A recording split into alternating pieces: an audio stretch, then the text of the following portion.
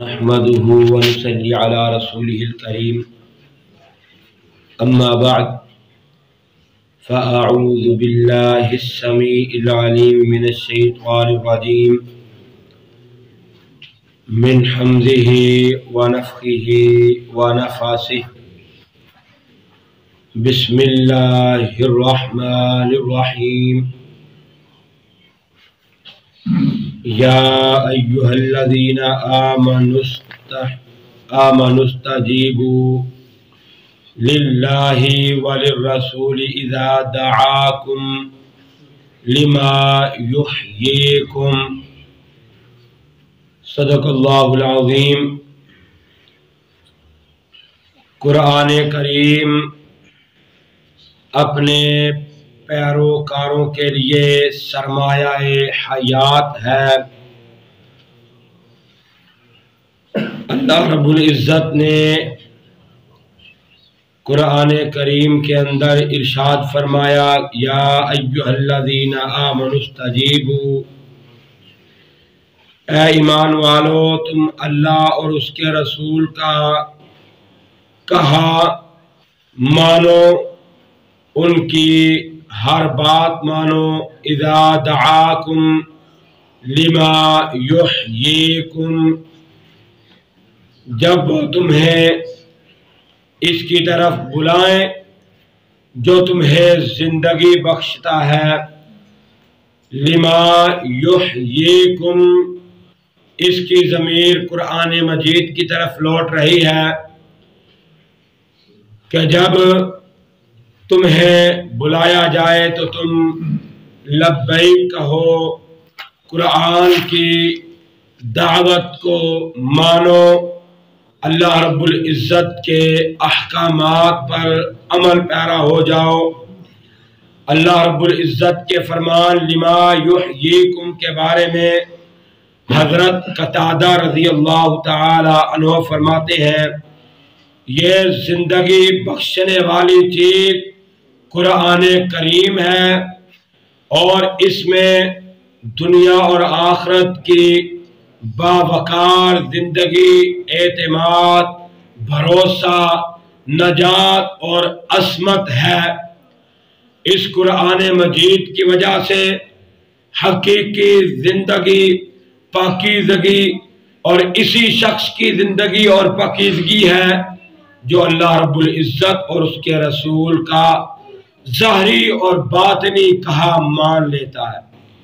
یہی وہ لوگ ہیں جو ہر چند مر جائیں اور پھر وہ زندہ ہو جائیں۔ نبی صلی اللہ علیہ وسلم نے فرمایا نافرمان لوگ اگرچہ جسمانی طور پر زندہ ہوتے ہیں لیکن حقیقت میں وہ مردہ ہی ہوتے ہیں۔ أَوَمَنْ كَانَ مَيْتًا فَأَحْيَيْنَاهُ وَجَعَلْنَا لَهُ نُورًا، اللہ رب العزت قرآن مجید میں فرماتے ہیں کیا ایک ایسا شخص جو مردہ تھا فَأَحْيَيْنَاهُ، پھر ہم نے اسے زندہ کیا، وَجَعَلْنَا لَهُ نُورًا يَمْشِي بِهِ فِي النَّاسِ كَمَن مَّثَلُهُ فِي الظُّلُمَاتِ، اور ہم نے اس کے لیے نور بنا دیا اور اس کی روشنی میں لوگوں میں چلتا ہے۔ كَمَن مَّثَلُهُ فِي الظُّلُمَاتِ لَيْسَ بِخَارِجٍ مِّنْهَا، اللہ رب العزت فرماتے ہیں کہ وہ اس شخص جیسا ہو سکتا ہے جس کا حال یہ ہے کہ وہ اندھیروں میں پڑا ہوا ہو اور ان سے نکلنے والا نہیں، ان اندھیروں سے نکلنے والا ہی نہ ہو۔ روشنی والا انسان، نور والا انسان، نور قرآن کو کہا گیا ہے، نور پر عمل کرنے والا، قرآن کے اوپر عمل پیرا ہونے والا انسان، زندگی گزارنے والا انسان، اور اچھے صحیح معنوں میں قرآن و حدیث پر عمل کرنے والا انسان، جو اندھیروں پر چلنے والا انسان ہے ان جیسا نہیں ہو سکتا۔ نبی صلی اللہ علیہ وسلم نے فرمایا قرآن انسان کے لیے دستور حیات ہے۔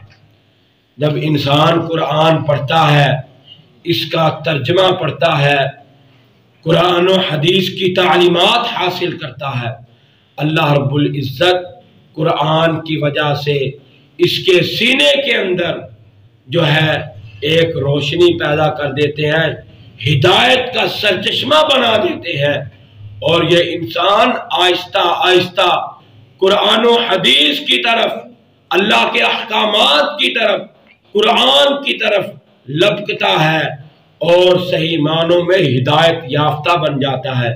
انہی لوگوں کے لیے اللہ رب العزت نے فرمایا تھا کہ یہی لوگ کامیاب ہیں، یہی لوگ جنتی ہیں، یہی فلاح پانے والے ہیں، اور انہی کے لیے اللہ رب العزت نے فردوس کو تیار کر رکھا ہے اور جہنم سے ان کو آزاد کر دیا ہے۔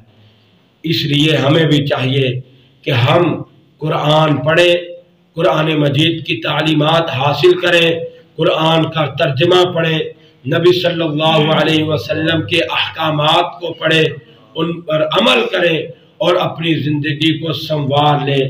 یہ زندگی، یہ اللہ نے تھوڑی سی زندگی، 60-70 سال کی زندگی انسان کو عطا کی ہے اپنی بندگی کرنے کے لیے، عبادت کرنے کے لیے۔ انسان کی پیدائش کا مقصد صرف اور صرف اللہ کی عبادت ہے، دنیا کمانا نہیں، دنیا کے عیش و عشرت نہیں، دنیا کے اندر رہ کر صرف اور صرف دنیا کا ہو کر رہ جائے، یہ نہیں اللہ کا انسان کو مقصد بنانے کا۔ انسان کو بھیجنے کا مقصد صرف اور صرف عبادت ہے کہ انسان میری عبادت کرے۔ اللہ سے دعا ہے اللہ صحیح معنوں میں ہمیں اپنی عبادت کرنے کی توفیق عطا فرمائے، اللہ ہمیں صحیح معنوں میں اپنا مسلمان بندہ بنائے اور ہمیں قرآن و حدیث کا عامل بنا دے اور جنت الفردوس کا وارث بنا دے۔ وآخر دعوانا الحمدللہ رب العالمین۔ بسم اللہ الرحمن الرحیم، الحمدللہ رب العالمین والعاقبۃ للمتقین والصلاة والسلام علی سید الانبیاء والمرسلین۔ یا رب لک الحمد کما ینبغی لجلال وجہک وعظیم سلطانک، اذہب البأس رب الناس واشف انت الشافی لا شفاء الا شفاؤک شفاء لا یغادر سقما۔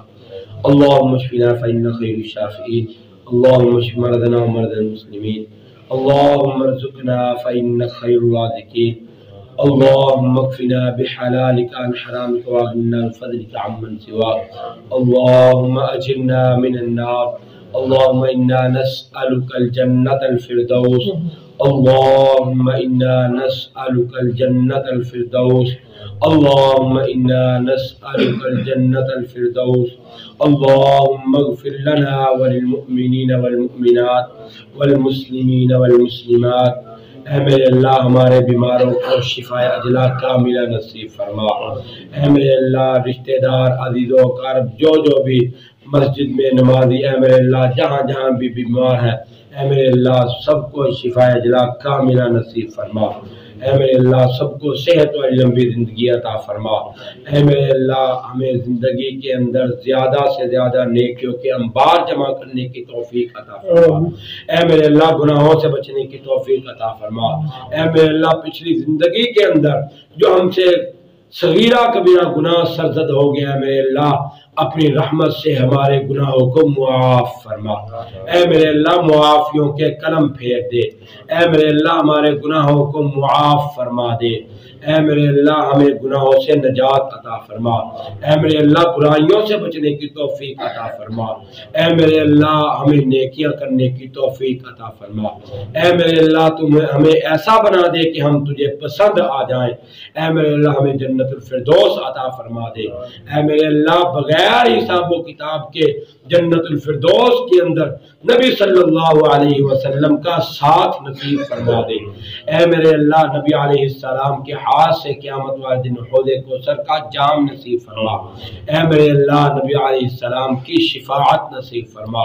اے میرے اللہ ہماری اولادوں کو ہدایت نصیب فرما، ہمارے بیماروں کو شفا عطا فرما، جو بے روزگار ہیں ان کو روزگار عطا فرما، اس مسجد کو قیامت تک آباد فرما، اس کو آباد کرنے والوں کے گھروں کو آباد فرما، تمام نمازیوں کی دن دگنی رات چگنی ترقی نصیب فرما۔